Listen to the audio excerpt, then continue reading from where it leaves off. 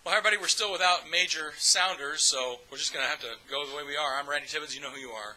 Come on in, pull up a chair, sit down, relax, and let's talk Dodgers. This is the only first and best video podcast by fans, for fans of your Los Angeles Dodgers. Going the other way this time. Not using paper. We're going paper-free today. We're going to do it all from a teleprompter. Not really a teleprompter, but you know what I'm talking about. Let's get back to the point here. The Dodgers won their very first game of the season. Yay! All right. Today's April 6, 2016, and here is the latest news for the first two games of the season. We'll give you all the stuff you need to know, stats and stories, and then we'll get you out to the ballpark for today's game tonight for the closer with the Padres. Dodgers open with a winner. A.J. Ellis and Adrian Gonzalez in 3 runs apiece. Drove in 3 runs apiece as the Dodgers shut out the Padres 15-0 on opening day. Kershaw threw a 1-hit ball for 7 innings. Are you kidding me? Shut out, shut out. The very next night, last night, the Dodgers sent Scott Kazmir to the hill for the Dodger debut. And he did almost the same thing. 1 hit over 6 innings. Way to go, Scott. The bullpen was stellar, and another shutout happened. 3-0 Dodgers over the Padres. We'll have a stat on that later. And they say that Kazmir's changeup is 15 to 17 mile per hour slower than his fastball. That would be one of the best differentials in baseball today. Injury reports, moves, etc. The 10 men on the DL to start the season is a recent MLB record, as we've said in our last show. Let's see, Hyun-Jin Ryu on the disabled list with a shoulder injury will throw a batting practice session later this week. I'm sure he's done that now, or he's doing it today. Second baseman Howie Kendrick is on the DL with a calf injury. He's taking batting practice sometime this week. He should be back soon. The team expects to have both Kendrick and Yasmani Grandal back in uniform before they return to Los Angeles for next Tuesday's home opener against the D-backs. So that's also very good news. And that's really the latest stuff. We'll get into the fun stuff now because it's going to be a short show before Game 3. Yay, fun stuff. Whenever I do this, it means fun stuff. Let's see. Yeah. All right, we're doing good. Okay, I'm looking over the camera just to check all the news here.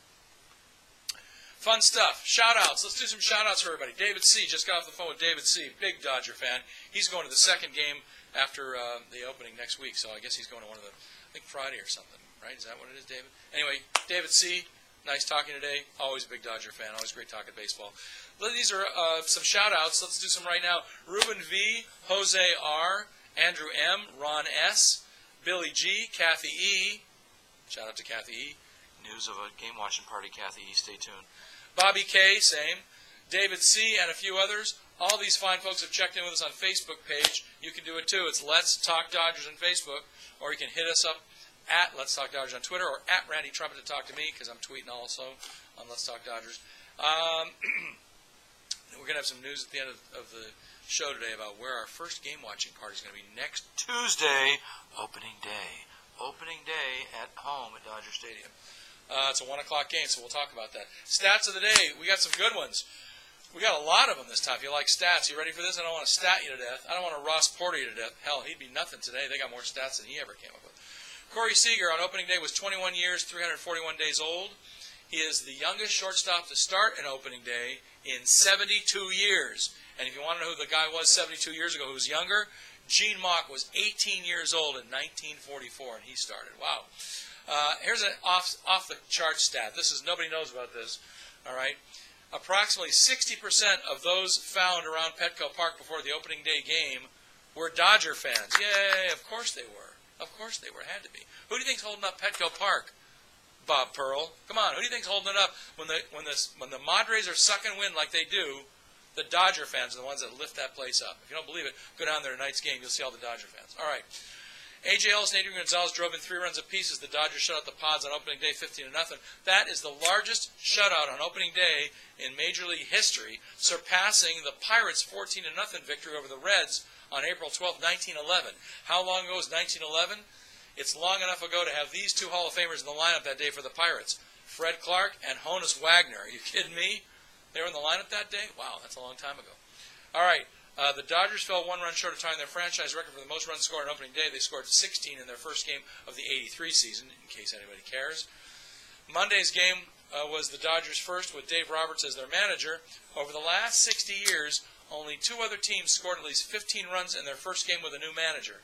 The Indians scored 16 runs at Toronto in 1983 with Pat Corrales.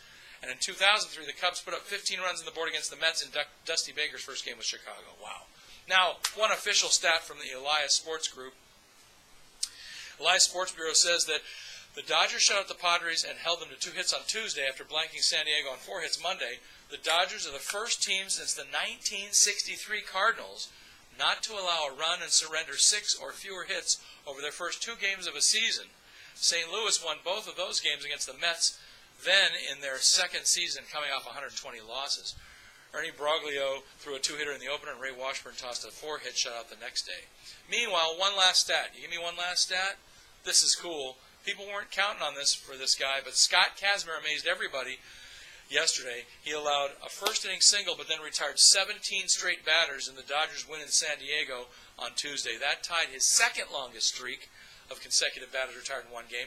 Kazmir set down 18 in a row on September 2nd, 2009, and then 17 in a row on May 22nd, 2010. So this guy's done it before, and it was just amazing to see it again. So kudos to Scott Kazmir, tip of the hat and all that, and I hope to see more good stuff out of him. What a surprise that he's there in the second hole after Kershaw did just as great. I mean, that's really something. And tonight, Kenta Maeda. We'll get to him in just a second.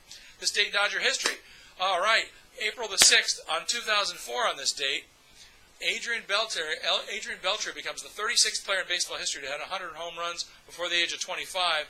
The Dodger third baseman joined Cal Ripken Jr. and Lou Gehrig to have exactly 100 homers on their 25th birthday. Wow, that's pretty cool. Remember that guy, Adrian Beltre? Well, hey, we got a shortstop that could do something like that. Corey Seager might have 100 home runs before his 25th, but he's got to get going this year. He's doing pretty well. On-base percentage like 900, but, you know, it's only the third game.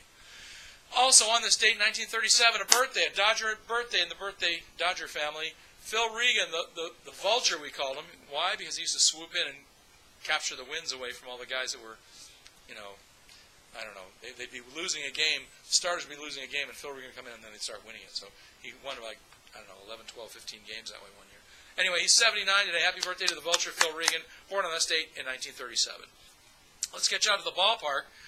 This is going to be a good one, Wednesday, April 6th. It's a 6-10er, so if you're watching at home or whatever on the radio listening, it's a 6-10 game in San Diego with our right-hander Kenta Maeda going against Andrew Kazmir. That's on Sportsnet LA. It's also on NHK Radio and TV in Japan, of course. KTNQ locally in Spanish, and down south in San Diego, if you're down there, it's the 1090 Express XPRS on radio and Fox Sports San Diego if you're watching on TV in San Diego. So good luck for anybody watching down there. Somebody else want to know a little more about Kenta Maeda. His Japanese lifetime stats are pretty interesting. This is why the Dodgers got him. In 8 seasons with the Hiroshima Carp, he was 97 and 67. His ERA was 2.39. Are you kidding me? Woo! And 1,233 strikeouts to 319 walks over 8 years in the Japanese League with the Hiroshima Carp. During the course of his Japanese career, Maeda won 2 Sawamura Awards in 2010 and 2015. That's their equivalent of the Cy Young, given to the league's best pitcher. He won 2 of those in 8 seasons, so he's a good one. And that's why we got him. That's why his ERA for the spring was 2.37, I guess. So no big surprise there. Want to know one more thing about Kenta Maeda? Okay, he was born April 11th. That's coming up later next week. And that magical year he was born in was 1988. All right, that's our magic year. Last time the Dodgers won it all. So Kenta, get out there and let's do it again. Come on, man, you got pressure here. Everybody that's pitched so far, 1 hit before you, so let's go. No pressure. He's great. All right. Events, appearances, and cool stuff. Let's get you out to the ballpark for the rest of the series and then into the next series. We already talked about Andrew Kazmir and Maeda going tonight. Thursday, the Dodgers move up north to San Francisco. It's going to be let's see what we got here. April 7th, it's a 1:35 afternoon game. It's going to be left-hander Alex Wood making his season premiere against right-hander Jake Peavy.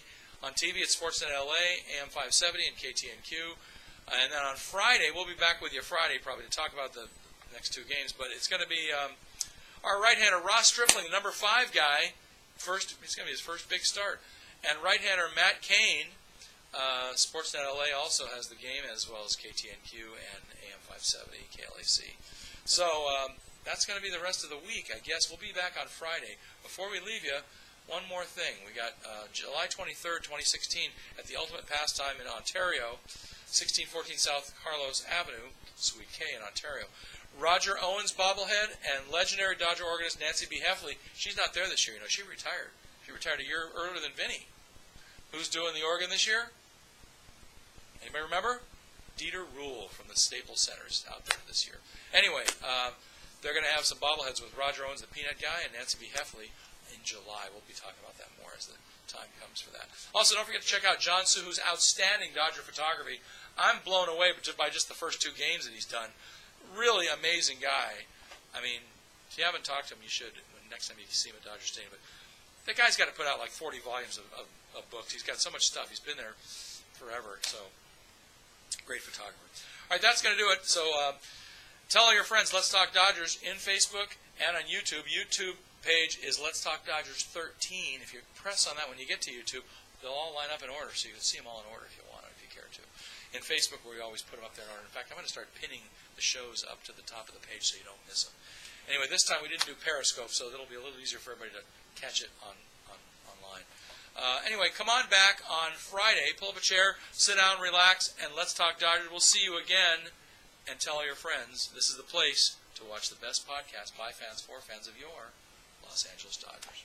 See you on Friday, everybody. Bye-bye. Go Blue. Go Kenta.